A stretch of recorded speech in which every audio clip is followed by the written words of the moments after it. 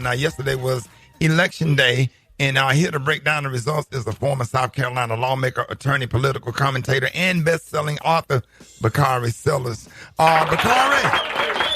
Good morning, good morning, good morning. Man, good morning. Yesterday was a big, I cannot believe, I actually took a nap and woke up around 9:30 because I didn't go to bed because I really wanted to see the results. I tried to stay up for the California results.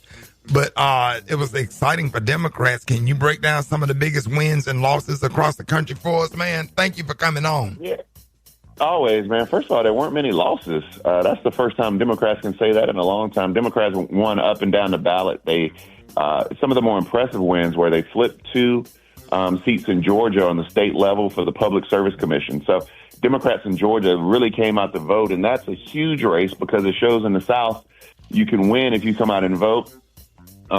We swept Virginia. We swept the governor's race, the lieutenant governor's race, and the attorney general's race. And every single county in Virginia shifted to the left. It shifted blue by a couple of points at least.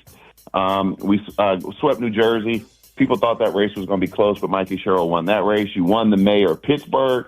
You won the mayor of Cincinnati. Aftab Pureval beat J.D. Vance's brother by 70 points. You kept the Pennsylvania Supreme Court.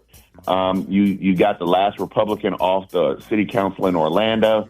Prop 50 in California won. I mean, just up and down the ballot, Democrats did extremely well. And what you saw was in many of these states, 90, 92, 93% of African Americans voted for Democrats. You saw huge swaths of Asian voters vote for Democrats. And what you saw in 2024 with Hispanics moving to the right to vote for Donald Trump, where they all came home. So all the policies we've been talking about, Ricky, immigration crackdowns, food stamps, being held back, all of these policies that people hate, you're starting to see how that actually is realized in people's voting patterns.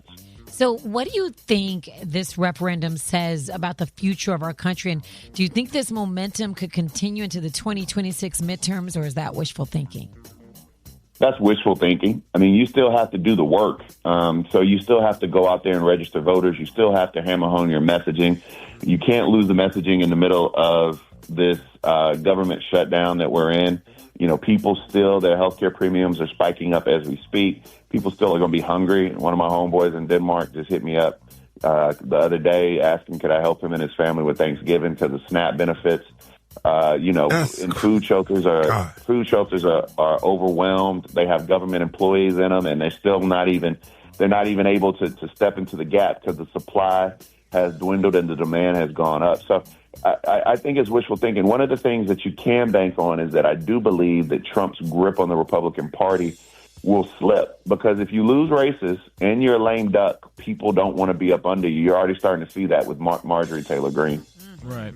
And Bakari, what you just said is kind of leading into what I was going to ask you. Do you think that Republicans are starting to see these election results as a wake-up call, or are they going to keep marching to the beat of MAGA?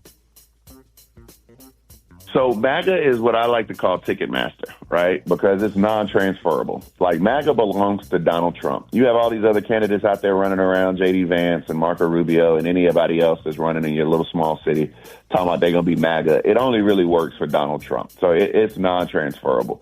But what Republicans want more than anything, and what the people who back the Donald Trumps of the world are, the billionaires who kind of control what happens in the Republican Party, what they want more than anything is power.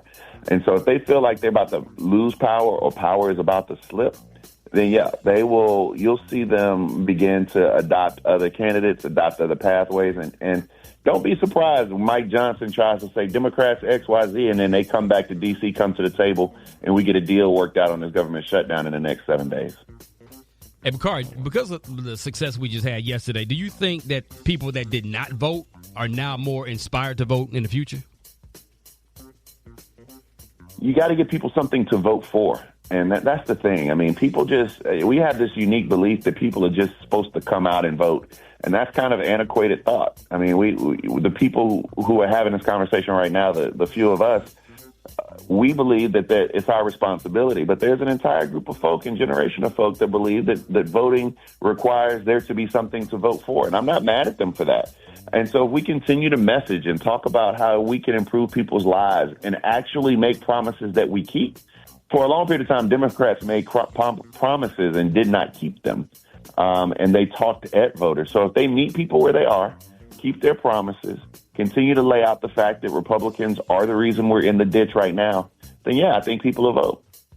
Wow. Hey, listen, man, thank you so much for breaking all of this down for us this morning. It definitely was a good night for Democrats.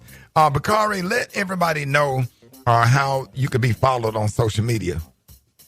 Yeah, man. So follow me on Instagram, follow me on X. But even more importantly, I just joined the Native Land podcast with Angela Rye, Andrew Gillum, and Tiffany Cross. So y'all follow us on everywhere you get your podcast, and come and support a good Black informative podcast. We talk about everything from the battle last week of no limit in cash money to politics. So come join us.